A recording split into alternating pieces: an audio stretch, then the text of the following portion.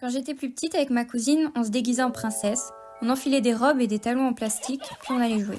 Le soir, on se racontait des histoires qu'on inventait, avec des fées, des princesses, des rois et des crapauds.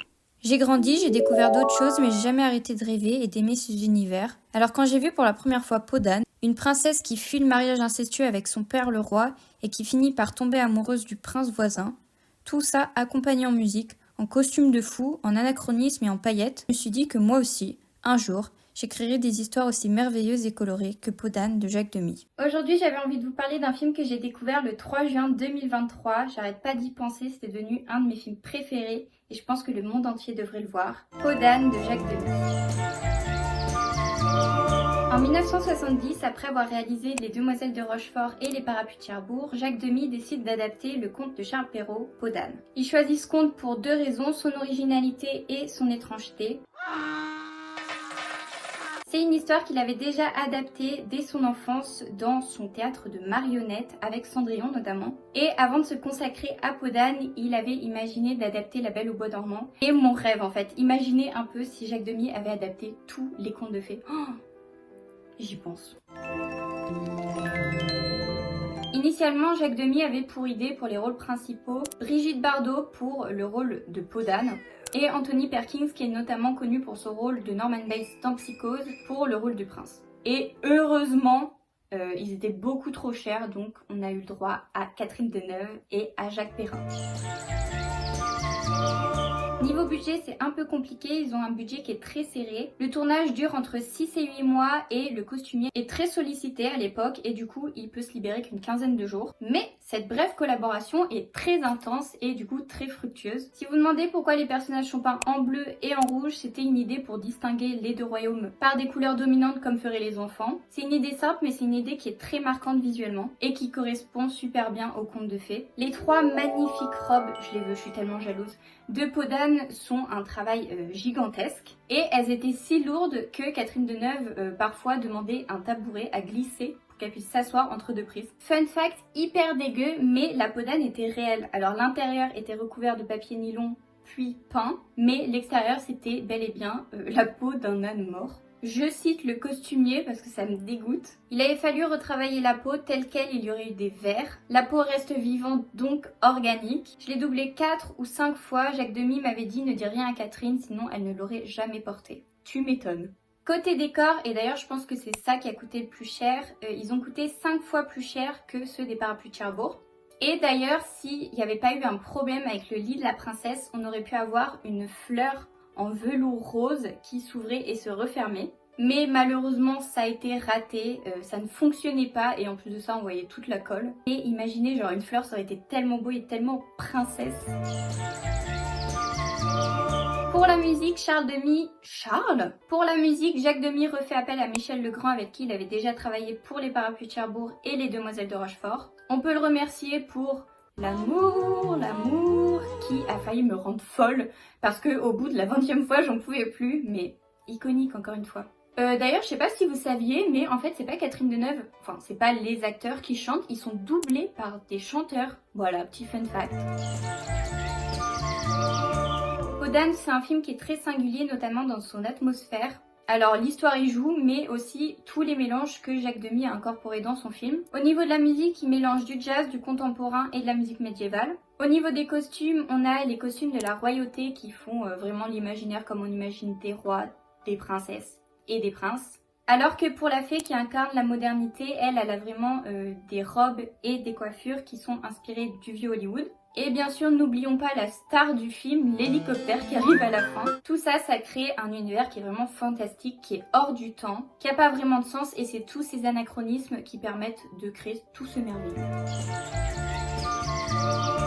À sa sortie, le film, ça va, c'est pas trop un flop parce que le public aime bien, mais la critique est un peu divisée. Il deviendra culte plus tard, notamment grâce à la restauration et à la réédition du film. Mais Peau d'âne, ça raconte quoi en fait? Le film il commence du coup avec le roi et la reine qui sont très heureux dans leur petit château, reine qui est d'ailleurs jouée par Catherine Deneuve. Ils ont une magnifique fille et un âne qui chie littéralement des pièces d'or et des pierres précieuses.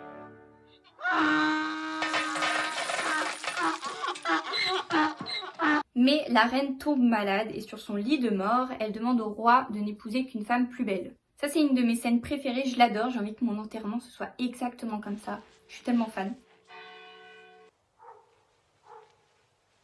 Comme apparemment le roi est fou allié et complètement dégueu, il ne trouve aucune autre femme plus belle que sa fille. Comme elle est belle.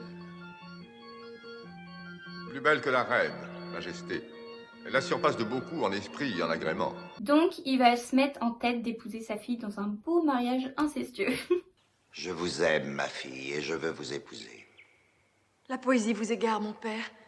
Arrêtez, je vous en conjure. Évidemment, elle est hyper confuse, donc elle va aller voir sa marraine, la fée des lilas. Ma chère enfant, ce serait une grande faute que d'épouser votre père.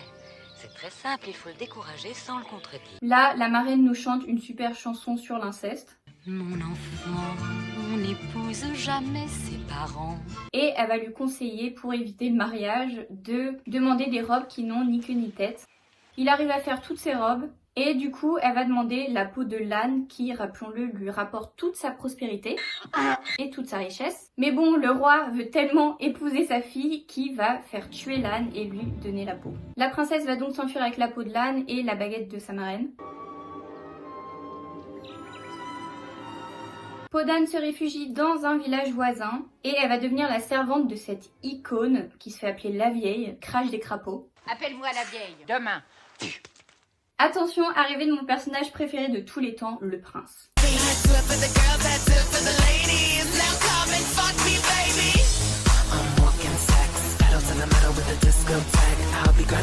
En se promenant dans la forêt et après avoir parlé à une petite fleur, Tu t'ennuies, cher Seigneur? Moi? Je ne m'ennuie jamais, la rose. Comment s'ennuyer dans un monde où il y a tant à faire? il va tomber sur la chaumière où est Peau d'âne. Et il va tomber amoureux d'elle. Mais il est tellement dramatique qu'il va tomber malade d'amour. Je l'adore. Tag yourself, je suis le prince.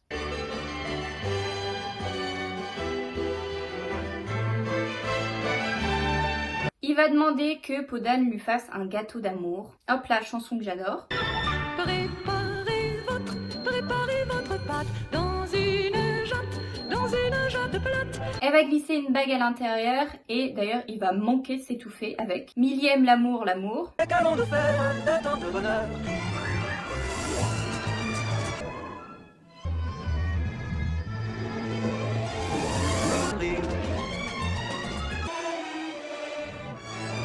Comme dans Cendrillon, ils vont organiser un essayage. Bon là c'est essayage de bague. Signal. Aïe aïe, ma peau s'en va en lambeaux. Je l'ai coupé. Bien fait. Bien sûr ça va à aucune des filles sauf Peau d'âne qui arrive et là elle met la bague et elle se transforme en princesse. Ils se marient et à la fin il y a le roi qui arrive avec la fée en hélicoptère. Et d'ailleurs eux aussi vont se marier. Excusez-moi, mais est-ce que c'est pas genre le meilleur film que vous ayez vu? Je pense que si. Je trouve que tout est réussi, genre l'atmosphère est tellement bien faite que en fait ça nous replonge en enfance. Et c'est ça que j'adore dans le film, ça nous replonge en enfance. Enfin je veux dire, regardez ce que le film m'a fait faire. Je trouve que c'est un film qui donne envie de vivre, qui donne envie de créer, qui est parfait pour tout le monde, pour les grands, pour les petits. On a tellement besoin de plus de films qui sont beaux comme ça, qui sont colorés, qui sont pétillant, genre je sais pas, il y a tellement une esthétique qui est folle. Maintenant je voulais vous conseiller des films qui ont à peu près la même vibe que Peau d'âne, soit c'est par leur esthétique, soit c'est par leur histoire, mais en gros c'est des contes de fées. On a The Princess Bride de Rob Reiner qui est sorti en 1987. Vie de Georgi Krapochniov et Konstantin Hershov qui est sorti en 1967. La Belle et la Bête de Juraj Herz, qui est sorti en 1978. La Petite Sirène de Karel Karchinia, qui est sorti en 1976. Le Labyrinthe de Jim Henson, qui est sorti en 1986. La Belle et la Bête de Jean Cocteau, du coup, qui a inspiré certaines scènes de Peau d'âne, qui est sorti en 1946. Cendrillon de Robert Iscoff, qui est sorti en 1997. Excalibur de John Boorman qui est sorti en 1981 et bien sûr, même si c'est pas des contes de fées, Les Demoiselles de Rochefort et Parapluie de Cherbourg qui sont magnifiques, des petits bonbons pour les yeux, donc voilà. Regardez Peau d'âne sur ce. Yeah. Okay, love you guys. Don't forget to smile.